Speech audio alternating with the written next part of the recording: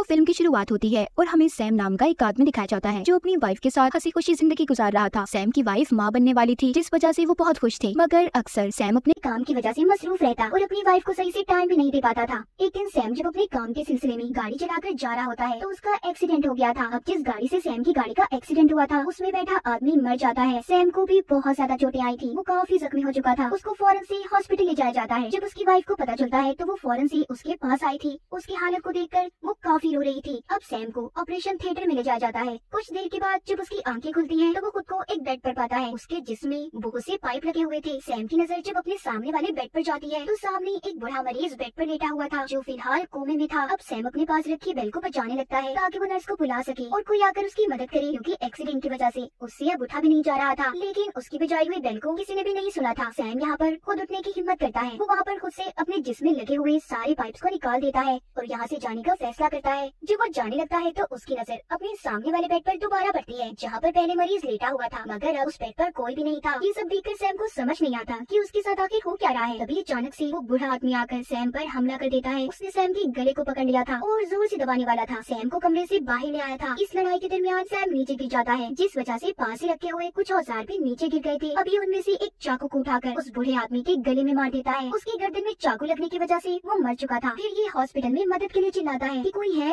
मेरी मदद करे, मगर यहाँ पर तो कोई भी नहीं था। अब जब वो दोबारा पीछे मुड़कर देखता है तो वहाँ पर बूढ़े आदमी की लाश गायब थी जिसको सैम ने मार दिया था। वो कमरे में देखता है तो बूढ़ा आदमी दोबारा से अपने बेड पर लेटा हुआ था और कोमा में था। सैम को कुछ समझ नहीं आ रहा था कि आखिर ये सब क्या है, इसीलिए अब वो यहाँ से जाने का फैसला करता है। वो जब अपने फोन को देखता है तो उसमें भी सिग्नल्स नहीं आ रही थी। जब ये बाहर जाता है तो इसे एक नर्स मिलती है जो दिखने में थोड़ी अजीब थी। सैम उसको उस बूढ़े आदमी मरीज के बारे में बताता है जिसने इस पर हमला किया था। जब वो उसे अंदर लाकर बूढ़े आदमी को दिखाता है तो वो इस बार फिर से अपने बेड से गायब था और दोबारा से जब सैम नर्स की तरफ देखता है तो वो भी गायब हो चुकी थी। उसे कुछ समझ नहीं आता कि आखिर सब यहाँ पर चल क्या रहा है। वो अब यहाँ से लिफ्ट की तरफ जाता है ताकि वो नीचे जा सके, मगर वो जब अपने पीछे मुड़कर देखता है तो वो बूढ़ा मरीज फिर से सैम की तरफ देख रहा था और बहुत ही डरावनी अंदाज में उसकी तरफ भाग कर आता है। सैम जल्दी से लिफ्ट के दरवाजे को खोलता है और लिफ्ट के अंदर चला गया था। लिफ्ट का दरवाजा तो बंद हो गया था। सैम को भी लग रहा था कि उस बूढ़े आदमी से चलो उसकी जान छूट गई, मगर तभी उसे उस लिफ्ट की छत पर कुछ हलचल महसूस हो रही थी। जब वो ऊपर देखता है तो बूढ़ा आदमी लिफ्ट की छत पर था और अपना हाथ निकालकर सैम को पकड़ने की कोशिश करता है, लेकिन जल्दी सैम लिफ्ट से बाहर आ गया था। अब हमें कहानी में मोनिका नाम की एक लड़की दिखाई जाती है जो इसी हॉस्पिटल में अपनी सर्जरी करवाने आई हुई थी ताकि वो और ज्यादा खूबसूरत हो सके। डॉक्टर ने उसे बेहोश कर दिया था ताकि वो उसका ऑपरेशन कर सके। वो ऑपरेशन से पहले उसका चेकअप भी करते हैं, लेकिन अचानक से जब मोनिका की आंख खुलती है तो वो डॉक्टर्स को देखती है जिनकी शक्लें कुछ अजीब सी थी, इसीलिए वो बहुत ज्यादा डर गई थी। वो उन डॉक्टर्स की शक्लें देखकर बहुत ज्यादा घबरा जाती है। तभी डॉक्टर्स भी वहाँ से गायब हो गए थे। आखिर ये किस किस्म का हॉस्पिटल था, यहाँ पर सब क्या हो रहा था, ये हमें कहानी में आगे जाकर पता चलेगा। मोनिका वहाँ पर मदद के लिए चिल्लाती है। तभी उसके पास 3 लड़कियाँ आती हैं जिन्होंने नर्स वाले कपड़े पहने हुए थे। उनके नाखून बहुत बड़े थे और दिखने में वो काफी अजीब और खतरनाक लग रही थी। वो आकर मोनिका को पकड़कर फिर से स्ट्रेचर पर लिटा देती हैं। वो जब उनसे डरकर चीखें मार रही थी तो उसकी आवाज सुनकर सैम अब अंदर आता है जो अपने साथ एक हथियार लाया था, मगर एक लड़की नर्स उस पर उल्टा हमला कर देती है। उसने उसे चाकू मार दिया था। चाकू लगने की वजह से सैम के पेट से अब खून आने लगा था। सैम भी उस लड़की पर हमला करता है। ये देखकर बाकी की 2 लड़कियां भी सैम को मारने के लिए आगे बढ़ रही थी, लेकिन उसने बड़ी ही बहादुरी से उनका मुकाबला किया और मोनिका से कहता है कि जल्दी से उठो। वो किसी तरह उन तीनों लड़कियों को वहीं पर ऑपरेशन थिएटर में बंद करके मोनिका को लेकर निकल जाता है। मोनिका मुझसे पूछती है कि आखिर ये सब क्या हो रहा है। सैम कहता है मैं खुद भी नहीं जानता इस बारे में, मुझे बस इतना याद है कि मेरा ऑपरेशन हो रहा था और जब मेरी आंखें खुली तो मैं वेंटिलेशन पर था। मुझे भी कुछ याद नहीं है कि मेरे साथ आखिर हुआ क्या था। सब बातें सुनकर मोनिका भी कहती है मेरा भी ऑपरेशन चल रहा था और जब मेरी आँख खुली तो मैंने खुद को इस अजीब जगह पर पाया। खैर बाहर निकलकर सैम अब अपनी वाइफ को कॉल करने की कोशिश करता है, मगर रिसेप्शन का फोन भी खराब था। तभी उसकी नजर वहाँ पर बड़े नक्शे पर पड़ती है जो इस हॉस्पिटल का था, जिसमें नीचे बेसमेंट बनी हुई थी और ऊपर की तरफ छत। अभी ने ये फैसला करना था कि आखिर ये अपनी जान बचाकर कहाँ जा सकते हैं। जब ये दोनों इस जगह से जाने लगते हैं तो इन्हें चीखों की आवाजें सुनाई दी थी। जब ये कमरे के अंदर जाकर देखते हैं तो एक लड़का जिसको हथकड़ियों से बांधा हुआ था वो लेटा हुआ चिल्ला रहा था। मोनिका सैम से कहती है मुझे लगता है ये कोई मुजरिम है, इसीलिए हमें इसकी मदद नहीं करनी चाहिए। देखो इसके हाथों पर हथकड़ी है। मगर सैम कहता है नहीं, मुझे लगता है कि यहाँ पर हम सिर्फ तीनों ही मौजूद हैं, हमें इसकी मदद करनी चाहिए। वो उस लड़की को खोल देता है। वो लड़का भी बताता है कि मैं चोर नहीं हूँ, मुझे चोर समझकर पुलिस वाले ने गोली चला दी और मेरा इलाज चल रहा था हॉस्पिटल में, मगर जब मुझे होश आया तो मैंने खुद को इस हालत में देखा। अब ये तीनों मिलकर जब यहाँ से बाहर जाते हैं तो सामने इन्हें फिर से वही तीनों लड़कियां खड़ी दिखाई देती हैं जिनके हाथ में अब चाकू थे और वो इनकी तरफ ही बढ़ रही थी। सैम मोनिका और उस लड़के से सीढ़ियों की तरफ जाने का कहता है और खुद उस उसने वहाँ के दरवाजे को बंद कर लिया था। वो कहता है कि तुम नीचे उतरो, मैं पीछे आ रहा हूँ। अब जब वो खुद नीचे उतरने लगता है तो वो दोनों को देखता है,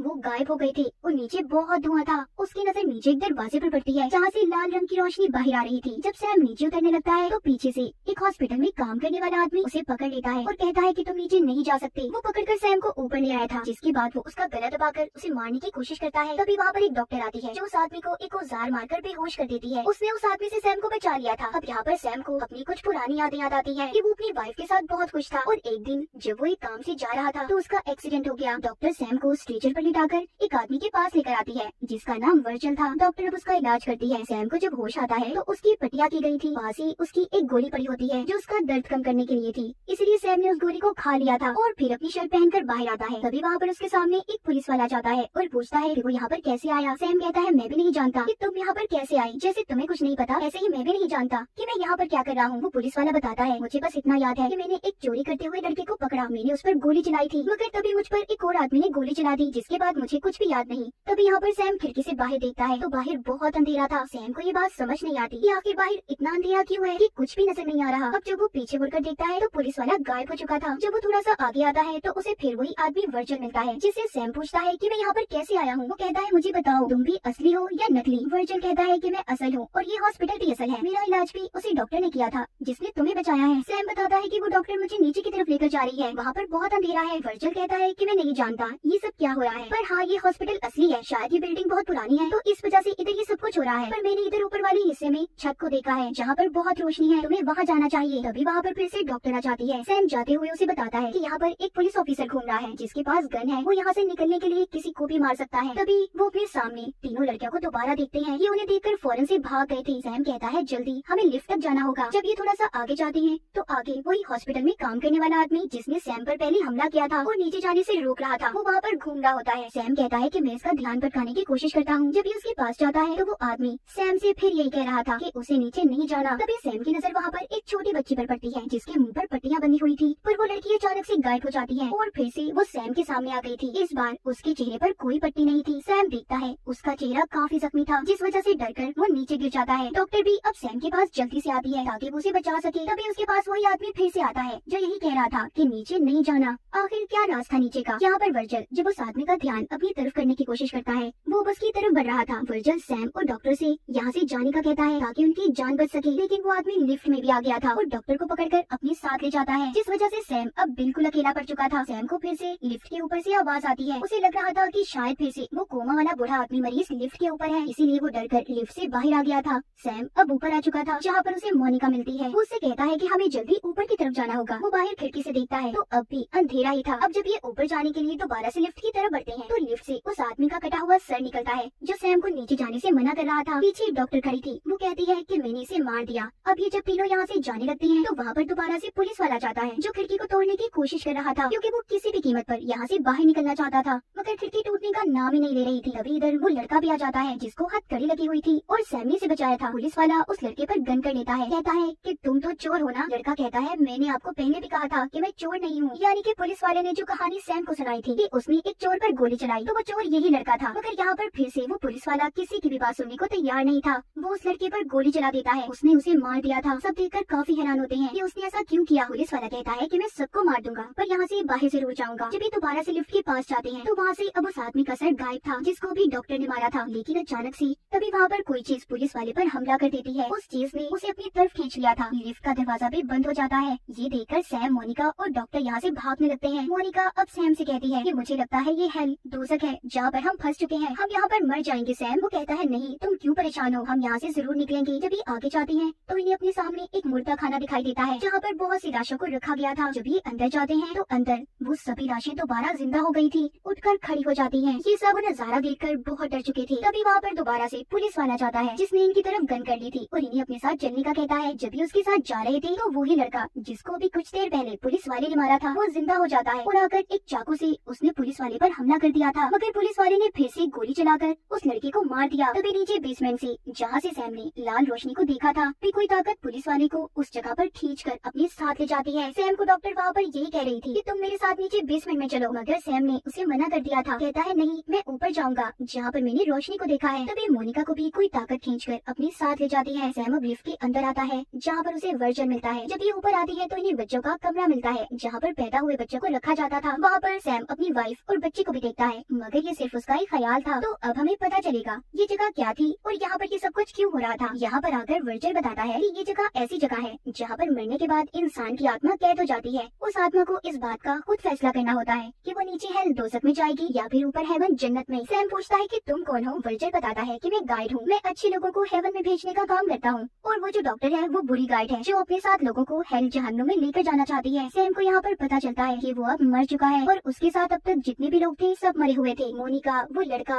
और पुलिस वाला सब। ये जब ऊपर की तरफ आता है तो दोबारा से अपने सामने उसी छोटी बच्ची को देखता है जिसके मुंह पर पहले पट्टियां बनी हुई थी। उस बच्ची का एक्सीडेंट हो गया था, वो भी यहाँ पर फंसी हुई थी, यानी कि वो असल दुनिया में कोमा में थी। सैम वर्जल से कहता है उस छोटी बच्ची को मैं अपने साथ लेकर हेवन में जाऊंगा। अब जब भी उसे लिफ्ट से लेकर जा रहा था, फिर से वो बुढ़ा मरीज लिफ्ट के ऊपर से सैम को पकड़ लेता है। सैम अब बाहर आ चुका था और छोटी बच्ची को ऊपर जाने का कहता है। फिर सैम ने किसी भी तरह उस बुढ़े मरीज से पीछा तो छुड़ा लिया था। अब वो सीढ़ियों के रास्ते ऊपर जाने की कोशिश करता है। तभी डॉक्टर आ जाती है जो सैम से कहती है प्लीज मेरे साथ चलो नीचे बेसमेंट में। तभी वही आदमी जो हॉस्पिटल में काम करता था, जिसको इस डॉक्टर ने मार भी दिया था, वो फिर से जिंदा होकर आ जाता है और डॉक्टर को अपने साथ ले गया था। सैम ऊपर आकर उस छोटी बच्ची के लिए हेवन का दरवाजा खोलता है। हम असल जिंदगी में देखते हैं कि वो बच्ची मर चुकी थी और उसके माँ बाप उसके पास बैठकर रो रहे थे। इधर सैम भी मर चुका था। उसकी वाइफ उससे कहती है कि मैं तुमसे बहुत प्यार करती थी। तभी सैम के पास मरने के बाद वाली जिंदगी में मैसेज आता है जो उसकी वाइफ का था, जो आई लव यू बोल रही थी। सैम भी उसका जवाब देता है। ये कहकर वो उस रोशनी की तरफ चला जाता है, यानी कि वो भी अब हेवन में जा चुका था। तो इस फिल्म में हमें ऐसी जगह दिखाई गई थी कि जो भी कोमा में होता था वो उस हॉस्पिटल में पहुंच गया, जहाँ पर इंसान जिंदगी और मौत के दरमियान में लड़ रहा होता है। और जिन्हें अपनी मौत के बारे में पता चल जाता है, उन्हें ये फैसला करना होता है कि उसे हेल दोज़ख में जाना है या हेवन जन्नत में। और वहाँ पर कुछ लोग और गाइड्स भी थे जो इन्हें फोर्स करते हैं कि उन्हें हेल में जाना है या जन्नत में। जैसे कि वर्जल एक अच्छा आदमी था, एक अच्छा गाइड, वो आत्माओं को हेवन में भेजना चाहता था, और जो डॉक्टर थी वो हेल में ले जाती थी, वो बुरी थी। वहाँ पर जो 3 लड़कियाँ थी उनका काम उन आत्माओं को दर्द देना था जिन्होंने जिंदगी में कुछ भी गलत काम किया हो। और वो आदमी जो बार बार सैम को ये कहता था कि नीचे मत जाना, वो भी आत्माओं को सही रास्ता दिखाने का काम किया करता था। तो ये कहानी कुछ अलग तरह की थी और इसी के साथ इस फिल्म की कहानी यहीं पर खत्म हो जाती है।